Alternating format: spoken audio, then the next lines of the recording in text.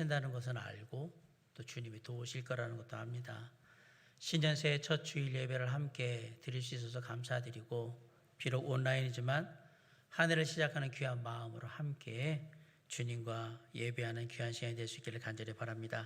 우리 이 시간 다 같이 함께 일어나셔서 있는 곳에서 말씀 피시고 빌립보서 1장 하나님 말씀 함께 하도록 하겠습니다.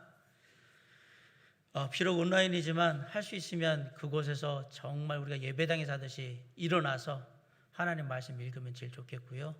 여기 예배 함께 하신 분들은 뭐 그렇게 하겠지만 그런 마음으로 함께 하면 참 좋을 것 같습니다. 빌립보서 1장 27절로 30절에 있는 말씀 이 시간 함께 교독할 때 제가 먼저 읽도록 하겠습니다. 빌립보서 1장 27절로 30절입니다. 오직 너희는 그리스도의 복음에 합당하게 생활하라. 이는 내가 너희에게 가보나 떠나 있으나 너희 말씀을 전하는 저에게도 동일한 성령으로 역사해 주시며 또 하나님 붙드셔서 온전히 주의 말씀만을 전할 수 있도록 인도해 주시옵소서. 우리 모두가 하나님의 말씀 앞에 우리의 삶을 맡깁니다. 그리고 주의 은혜와 또 말씀의 능력을 구합니다. 성령께서 함께 하시고 선하게 역사해 주시옵소서. 이 시간 모든 것 주님께 맡깁니다.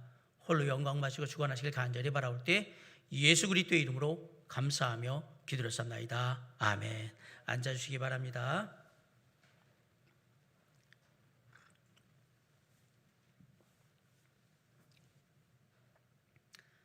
(2021년) 하얀 소의 해라고 불리는 신축년 새해가 밝았습니다.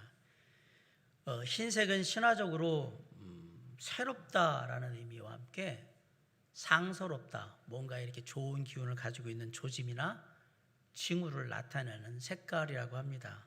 그리고 흰색 동물들은 예로부터 신성시되기도 하고요. 그리고 상서로운 짐승이라고 해서 이렇게 귀하게 여겼던 그런 풍속들이 있고, 또한 행운을 가져다는 그런 동물이라고 해서 흰색의 동물들을 이렇게 신성시했던 풍습들이 있습니다. 그런 신축년 새해 첫 주일 설교에서 하나님의 사랑과 은혜, 그리고 주님의 크신 위로와 격려, 그 다음에 주께서 우리에게 허락하신 희망과 기대가 넘치는 소식을 먼저 전해주지 못하고 안 좋은 소식을 먼저 전해드려야 할 것 같습니다. 안 좋은 소식이 뭐냐고요? 올해도 어김없이 사탄마귀가 우리가 넘어져 일어서지 못하도록 계속해서 영적인 싸움을 걸어올 거라는 소식입니다. 혹시 새해 시작부터 싸움 중에 계신 분은 안 계십니까? 주님 앞에서 이거는 해서는 안 되는 일인데, 이러면 안 되는데 라는 걸 잘 알면서도 자꾸 그 일에 끌려다니고 계시다 그러면 안타깝게도 이미 싸움은 시작이 된 것입니다. 코로나19로 인해서 어려운 상황 때문에 신앙을 포기하고 싶거나 이참에 핑계 삼아서 교회를 아예 안 나가버리고 그냥 교회 생활 그만두고 편안하게 지내고 싶은 그런 생각이 드십니까? 그렇다면 안타깝게도 당신은 지금 싸움터의 한복판에 서 계신 것입니다. 새로운 마음으로 누군가를 위해서 내가 기도하고 올해는 꼭 누군가 하나님 앞으로 인도해야지 라는 마음 먹고 그렇게 다짐하고 계시다면 각별히 조심하시기 바랍니다. 왜요? 사단마귀가 절대로 그렇게 하도록 가만 놔두지를 않을 것이기 때문에 그렇습니다.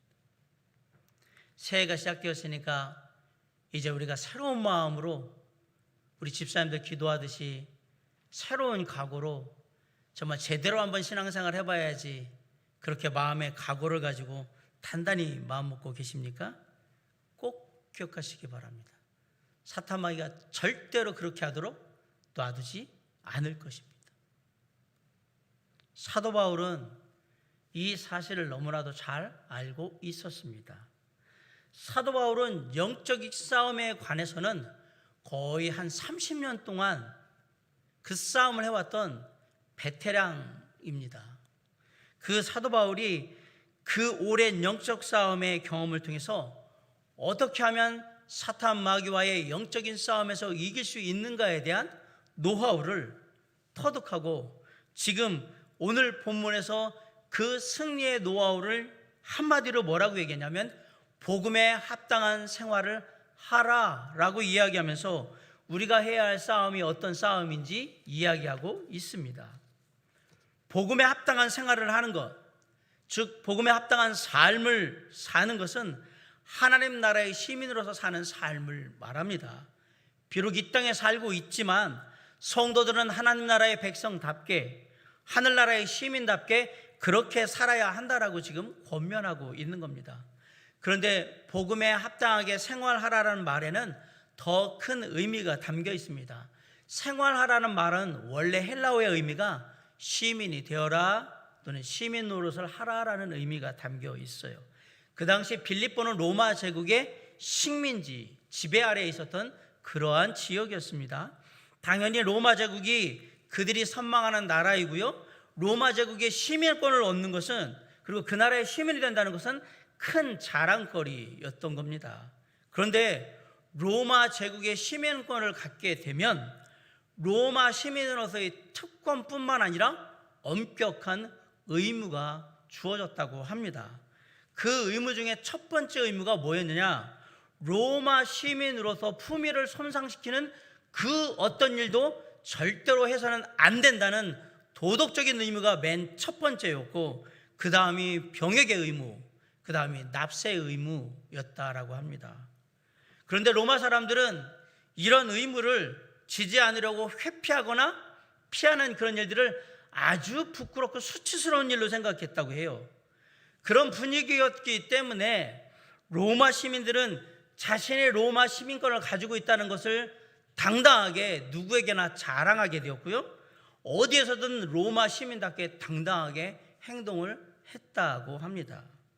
사도 바울은 이런 로마 시민권을 생각하면서 로마 시민권을 가진 사람들의 그 당당한 삶, 그 다음에 자랑스러워하는 삶을 생각하면서 복음에 합당한 삶을 지금 얘기하고 있는 겁니다. 그런데 빌립보서 3장 20절에는 로마의 시민권보다 더 중요한 또 하나의 시민권이 나오는데, 빌립보서 3장 20절에 이렇게 되어 있습니다. 그러나 우리의 시민권은 하늘에 있는지라 거기로부터 구원하는 자 곧 주 예수 그리스도를 기다린다 라고 말하고 있습니다. 사도 바울이 말하고 싶었던 시민권은 바로 하늘나라의 시민권이었던 겁니다. 이 하늘나라의 시민권은, 그리고 이 하늘나라의 시민권을 가진 사람은 하늘나라의 시민답게 오늘 본문의 표현대로 복음에 합당한 삶, 생활을 해야 한다라고 얘기하고 있는 거예요. 복음에 합당한 삶을 살아야 이 땅에서 사탄 마귀와의 싸움에서 이길 수 있고 하늘나라의 시민으로서 당당하게 자랑스럽게 살 수 있다라고 사도 바울은 말하고 있는 것입니다. 그러면 사도 바울이 말하고 있는 복음에 합당한 삶은 과연 어떤 삶일까요? 첫 번째로 복음에 합당한 삶은 협력하는 삶입니다. 사도 바울은 사탄 마귀와의 싸움에서 이기려면 반드시 한마음 한뜻으로 협력해야 한다라고 말을 합니다. 우리 27절을 다 같이 한번 읽어봅시다. 시작. 오직 너희는 그리스도의 복음에 합당하게 생활하라.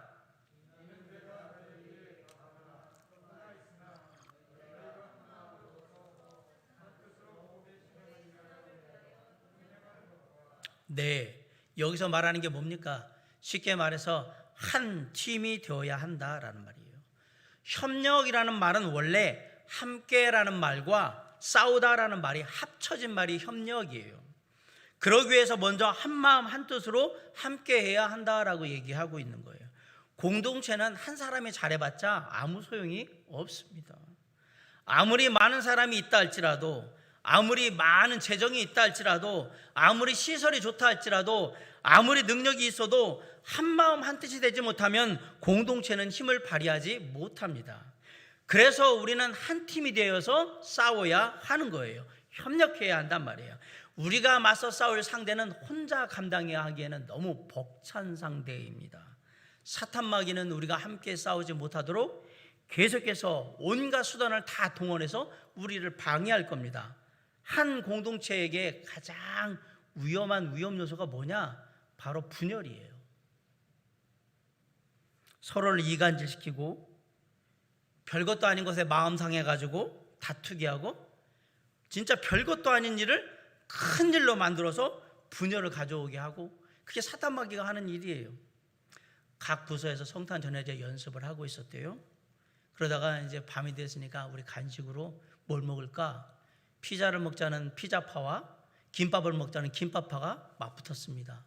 격렬하게 싸웁니다. 이럴 땐 피자를 먹어야 된다. 아니다, 우리는 한국 토종이니까 김밥을 먹어야 된다. 결국 그렇게 싸워서 의견이 좁혀지지 않고요, 그의 성탄 전야제는 안 하는 거로 결론이 났습니다. 교회 시설 중에 남은 방이 하나 있었는데요, 과연 어떤 부서에서 이 방을 쓸까 가지고 각 부서마다 막 싸우다가 결국 교회가 결정을 했어요. 창고로 쓰기로. 이게 사탄 마귀가 노리는 거예요. 잘 아시겠지만 교회 안에는 여러 종류의 사람들이 있습니다.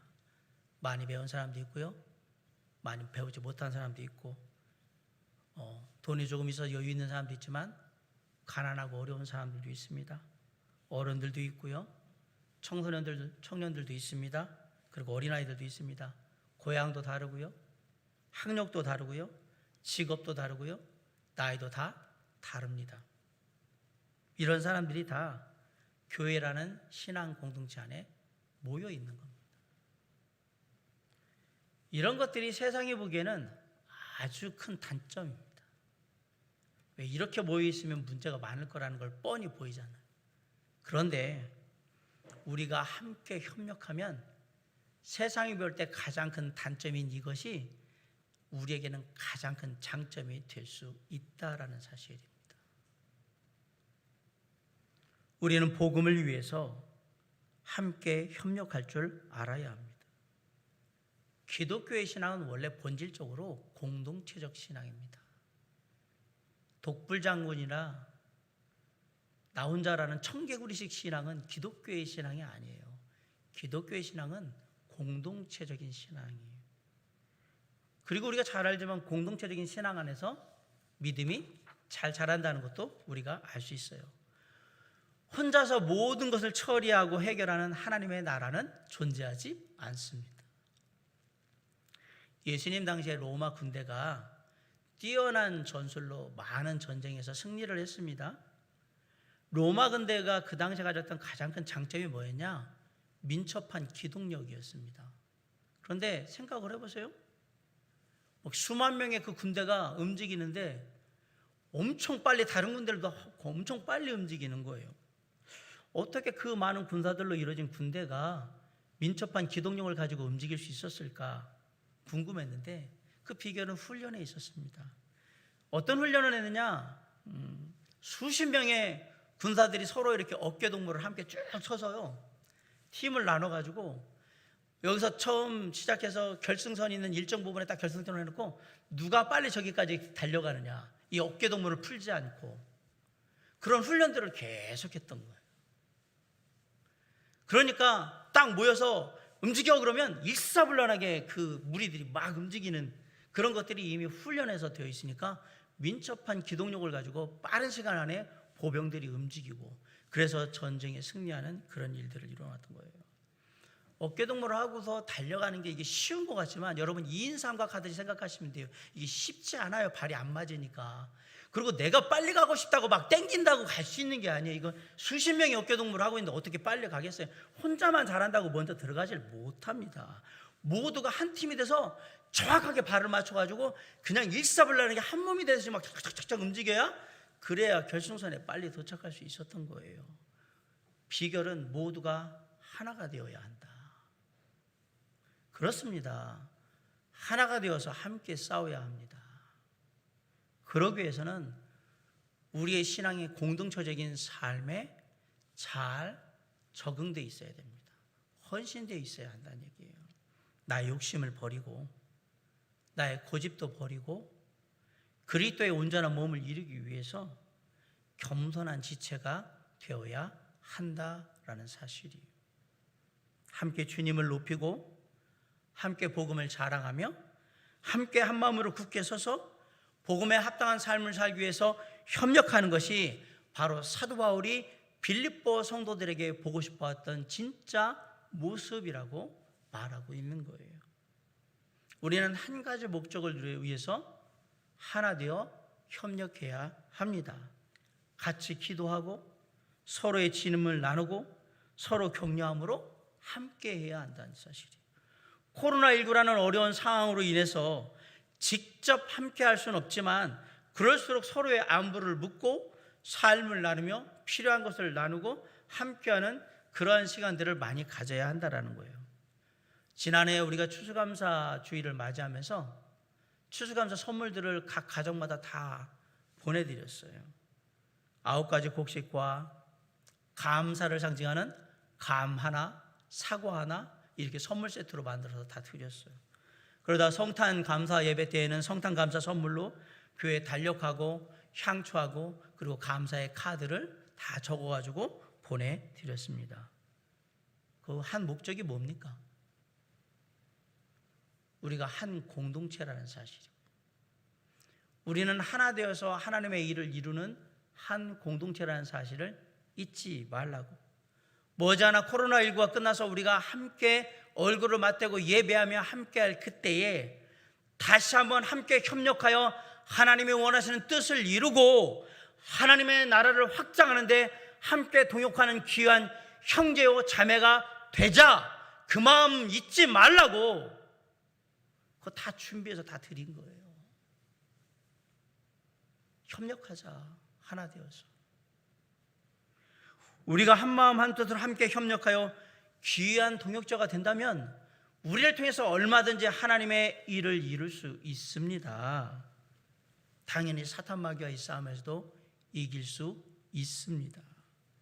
예수 그리스도를 구세주요 주님을 부르는 형제 자매들과 함께 하나님의 나라를 위해서 주님의 몸된 교회를 위해서 복음의 영광을 위해서 함께 협력하는 삶을 통해 복음에 합당한 삶을 살아가는 2021년 새해 저와 여러분이 될 수 있기를 주님의 이름으로 간절히 축원합니다. 사도 바울이 말하는 복음에 합당한 삶의 첫 번째는 협력하는 삶이었다라고 말씀드렸습니다. 그러면 사도 바울이 말하는 복음에 합당한 삶의 두 번째 모습은 무엇이냐? 담대한 삶입니다. 사도 바울은 협력하여서 한 팀으로 사탄 마귀와 싸울 것을 빌립보 성도들에게 당부하는 동시에 한 가지를 더 당부합니다. 바로 공동체의 구성원들이 마음이 강해져야 한다라고 얘기를 한 거예요. 그럴 때 협력하는 시너지 효과가 더 극대화될 것이라는 것을 잘 알고 있었어요. 그래서 그 사실을 잘 아는 사도 바울이 담대하라고 권면하고 있는 거예요. 자, 28절을 다 같이 한번 읽어봅시다. 시작. 무슨 일에든지 대적하는 자들 때문에 두려워하지 않은 이 일을 듣고자 함이라.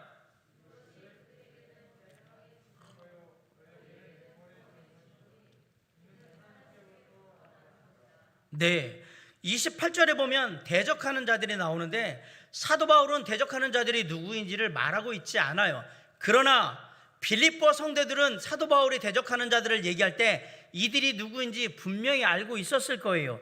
율법을 지킬 것을 강요하는 유대 율법주의자들이든지 아니면 로마 황제를 신으로 삼는 이교적인 그러한 빌립보 사람들인지 어떤 사람들인지는 모르겠지만 누가 대적하는 자들인지 하나님의 복음을 회방하고 그리고 하나님의 신앙의 공동체로서 서가는 것을 방해하는 그런 무리가 누군지 분명히 알고 있었을 거예요. 사도 바울은 이들로 인해서 결코 위축되지 말라라고 지금 권면하고 있는 겁니다. 더 나아가서 빌립보 성도들에게 용기를 북돋아 주기 위해서 뭐라고 했냐면 이것이 그들에게는 멸망의 증거요 너희에게는 구원의 증거니 이는 하나님께로부터 난 것이라 라고 말하고 있어요.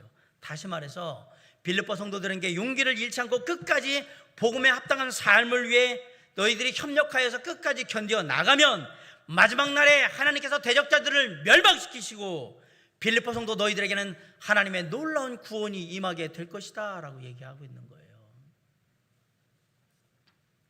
사도 바울은 대적하는 자들로 인해서 아직 일어나지도 않은 일을 미리부터 겁먹고 그러지 말아라 라고 얘기하는 겁니다. 그리고 니들이 마음을 강하게 먹으면 대적자들이 뭐라든지 그렇게 큰 문제가 되지 않을 거다라는 거예요.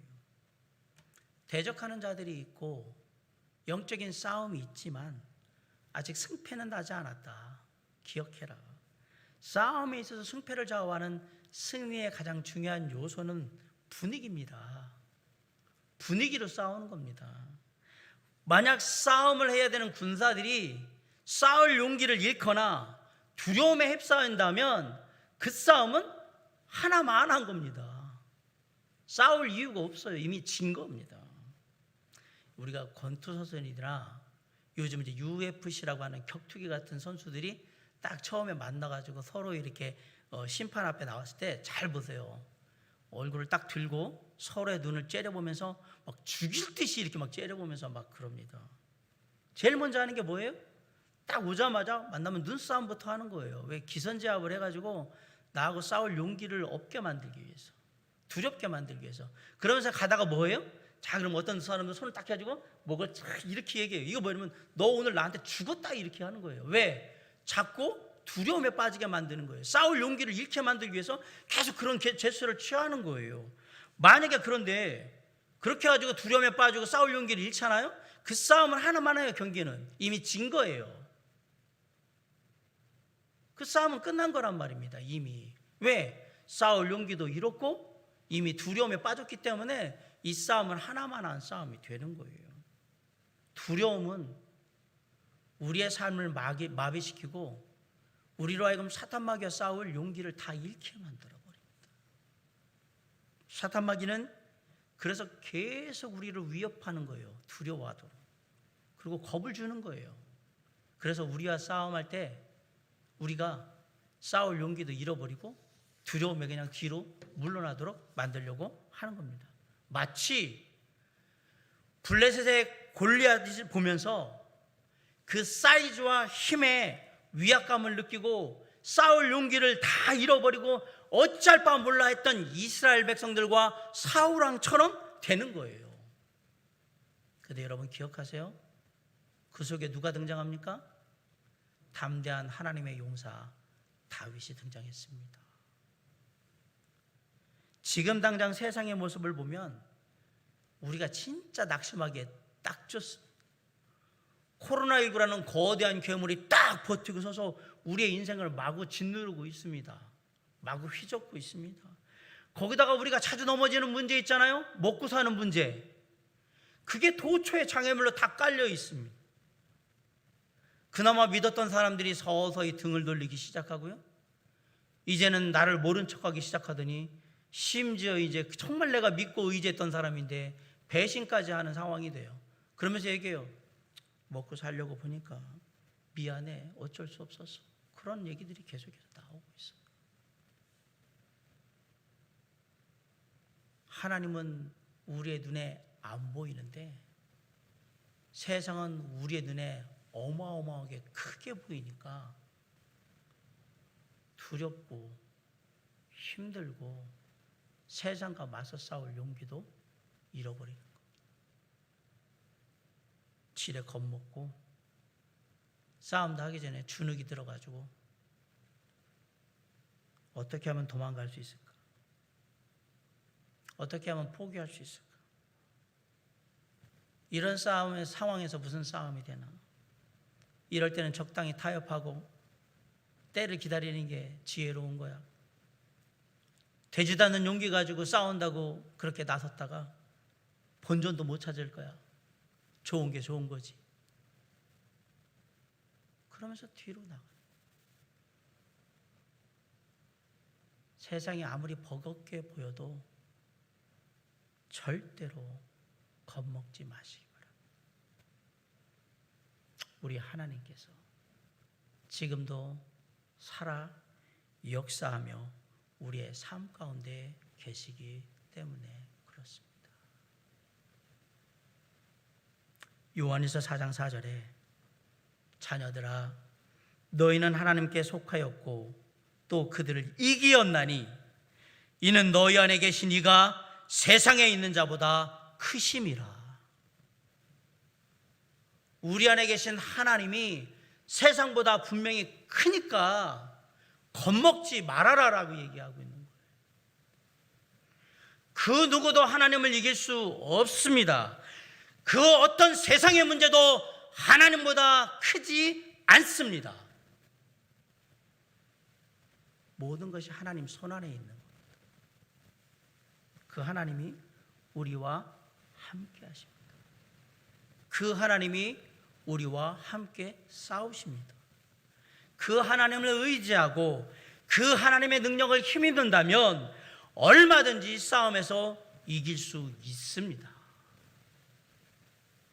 이제 우리의 생각을 바꿔야 됩니다. 예수 그리스도를 믿는 것도 은혜이지만 예수 그리스도와 함께 고난을 받는 것도 은혜인 것입니다. 29절에 한번 같이 한번 읽어봅시다. 29절에 뭐라고 하는지 시작. 그리스도를 위하여 너에게 은혜를 주신 것은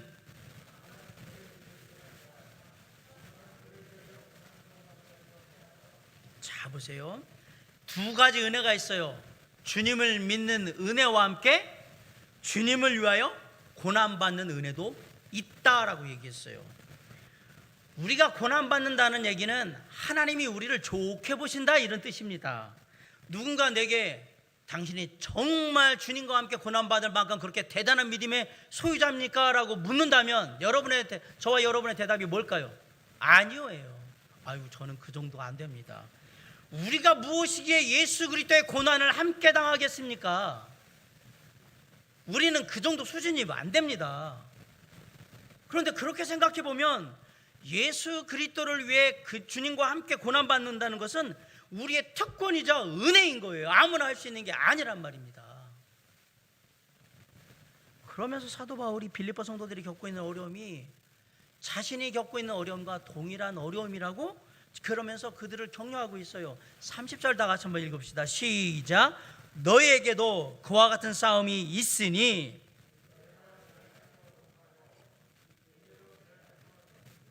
네, 같은 싸움이 있다. 지금 사도 바울이 싸우고 있는 싸움이 무엇일까요? 사도 바울은 지금 복음을 전하다가 잡혀가지고 감옥에 갇혀 있는 상황입니다. 복음을 위해서 고난받는 거, 그게 지금 사도 바울이 당한 싸움이에요. 개인적으로 잘못한 것도 없는데 예수 믿는다고 핍박받고 교회 다닌다고 어려움 당하고 예수님에 대해서 말한다고 사람들한테 조롱당하고 그런 경우들이 있죠. 그런데 역사 이래로 얼마나 많은 사람들이 예수 믿는 사람들을 괴롭히고 어렵게 했는지 아십니까? 헤아릴 수 없는 많은 그리스도인들이 괴롭힘을 당했고요, 감옥에 갔고요, 매를 맞았고요, 사회적으로 왕따를 당했고요, 경제적으로 큰 소실을 입기도 했고요, 심지어는 죽임을 당하기도 했습니다. 디모데후서 3장 12절에 이렇게 얘기했어요. 무릇 그리스도 예수 안에서 경건하게 살고자 하는 자는 박해를 받으리라. 물론 이 말이 그리스도인으로 살면 다 언제나 다 맨날 고난당한다 이 얘기를 하려고 하는 건 아니고, 모든 사람들이 다 똑같은 고난을 어려움을 당한다 이 얘기를 하려고 하는 것도 아닙니다. 그런데 분명한 게 뭐냐면 그리스도인의 삶에도 고통과 어려움이 분명히 있다 이 얘기예요. 그런데 그 고통과 어려움을 왜 나한테 이런 고통과 어려움을 주시나라는 넋두리, 푸념, 불평, 원망, 비난, 낙심, 절망의 거리로 삼지 않고 이게 주님이 나에게 주신 특권이자 은혜라고 생각한다면 과연 어떨까요? 지금 사도 바울이 그렇게 하고 있는 거예요. 내가 당하는 이 고통과 어려움은 주님의 일을 감당하는 나에게 주신 하나님의 은혜요, 그리고 특권이라고 생각하고 있는 것입니다. 이 사람을 누가 말릴 수 있으며 이 사람을 누가 이길 수 있겠습니까? 히브리서의 기자가 히브리서 11장 38절에서 이런 사람은 세상이 감당치 못하도다라고 분명히 말하고 있습니다.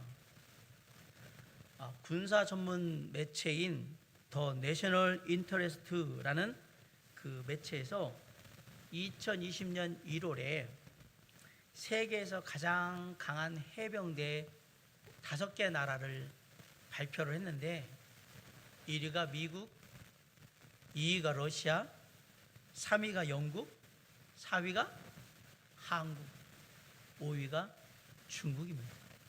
우리나라가 세계 4위에 해당하는 해병대를 가지고 있는 그런 나라입니다. 중국 사람들이 되게 싫어하는데 왜 우리보다 한국이 위에 있느냐. 근데 한국의 해병대는 미국 해병대만큼 훈련이 잘 돼 있어요. 왜냐하면 우리가 미국식 훈련들을 해병대에 그대로 도입을 했기 때문에 그래요. 해병대는 아주 훈련이 힘들고 군기가 센 부대입니다. 매년 지원자가 넘쳐나는, 그런데도 불구하고 인기 있는 부대입니다. 지금도 해병대 지원율은 7대1 정도 됩니다. 7대1 정도. 거기 뭐냐면 누구나 해병이 될 수 있다면 나는 결코 해병대를 선택하지 않았을 것이다 라는 문구가 부대 훈련소에 있대요. 한 번 해병은 영원한 해병, 이렇게 하면서 자부심이 무척 강합니다. 자, 해병대가 자부심이 강한 이유가 뭡니까? 상상 이상으로 견디기 힘든 훈련을 그들은 자신들의 특권이라고 생각하는 거예요. 우리만 누릴 수 있는 특권이라고 생각하는 거고, 그 상상으로 견디기 힘든 훈련을 다 이겨낸 우리는 뭐다? 해병대다. 이렇게 하니까 자신만만하고 당당하고 어디 가든지 해병대에 자랑하는 거예요. 우리의 삶에 당하는 고난과 고통을 주님이 주신 은혜의 특권이라고 생각한다면, 우리가 그러면서 당당하다면 과연 사탄마귀가 우리와 싸울 그런 마음이 있을까요? 와, 얼마든지 싸워줄게. 고통? 괜찮아. 이거 뭐 하나님이 나한테 주신 특권이요, 은혜인데 뭐. 고난? 괜찮아. 어려움? 괜찮아. 주님의 은혜인데 내가 이런 은혜를 받아야지 라고 생각한다면 과연 사단 마귀가 나하고 싸우겠냐라는 사실이에요. 사단 마귀가 당황할 거예요. 싸우려는 분위기는 다운될 것이고요, 결국 우리와 싸울 힘을 잃게 될 겁니다. 왜? 싸우나 마나 자기가 질 거라는 걸 뻔히 알기 때문에 안 싸웁니다. 혹시 지금 삶의 어려움과 문제 가운데 있습니까? 너무 힘들어서 시험해야 될 것 같습니까? 주님이 저와 여러분 힘들어하고 있는 거 다 아십니다. 주님이 저와 여러분의 눈물을 보고 계시고요, 신음소리를 듣고 계십니다. 이런 과정을 통해서 주님은 우리가 더 강해지기를, 담대하기를 원하십니다. 지금은 잘 이해가 안 가지만 주님을 위해 고난받는 것이 하나님의 은혜라는 사실을 꼭 기억하시기 바랍니다.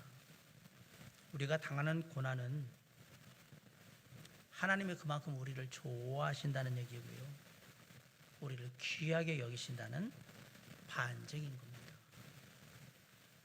아울러 우리가 당하는 고난은 주님을 위해서 당하는 고난입니다.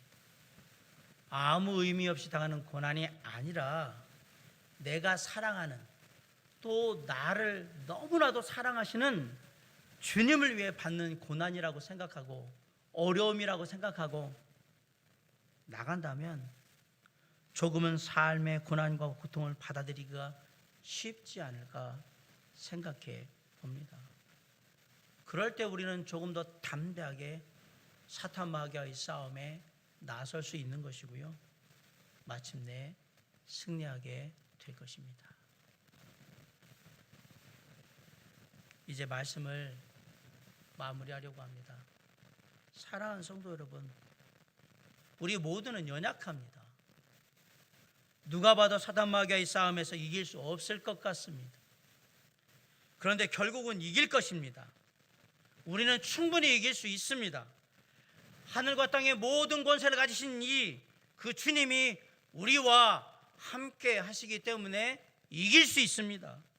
우리가 그리스도인답게 삶의 어려움을 받아들이는 용기를 가지고 사랑하는 형제들과 함께 협력하여서 싸운다면 분명히 승리할 수 있습니다. 저와 여러분을 두렵게 하고 힘들게 하는 그 삶의 어려움과 유혹에 담대히 싸우므로 당당하게 그 싸움터에서 걸어 나오는 저와 여러분의 모습을 상상하시면서 나아가시기 바랍니다.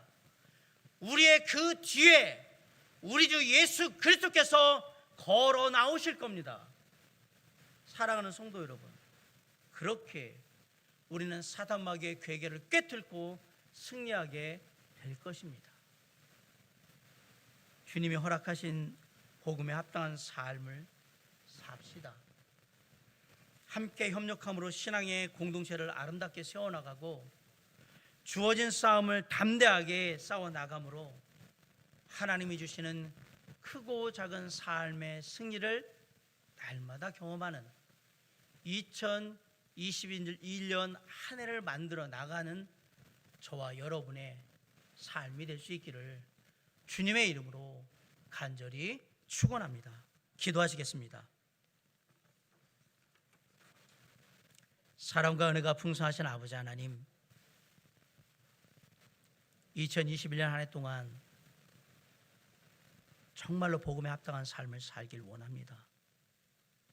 아직도 코로나19라는 상황과 그로 인해 벌어지는 많은 삶의 상황들이 우리의 삶에 녹록지 않은 그런 상황들을 만들어내고, 그래서 힘들고 어렵고 아프고 답답하고 때로는 낙심이 되지만